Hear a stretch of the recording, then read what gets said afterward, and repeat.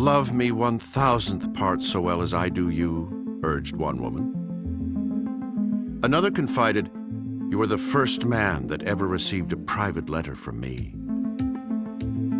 Yet a third implored, "If it ever pleases you to remember the woman who loved you the most, think of me." The evidence is right there in black and white.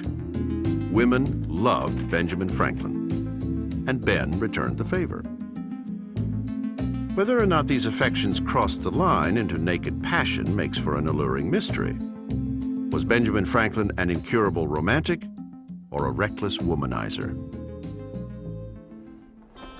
It is the period between 1776 and 1785, Franklin's stay in France, that has given rise to the most notorious tales about Ben and his girlfriends.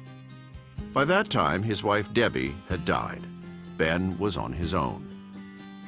Franklin and the ladies of Paris has always been an irresistible subject.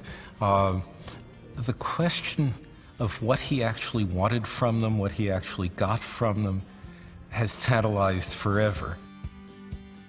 Soon after arriving in France, Ben moved into a suite of rooms in this chateau in the town of Passy, just outside Paris.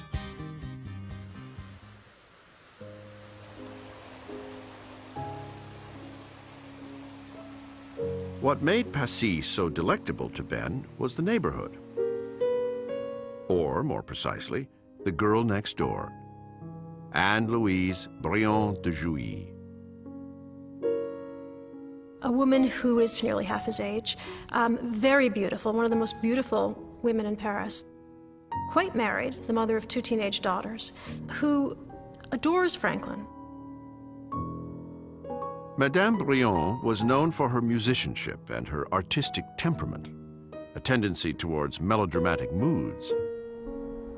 It is said that even a few gusts of wind might plunge her into a fit of despondency.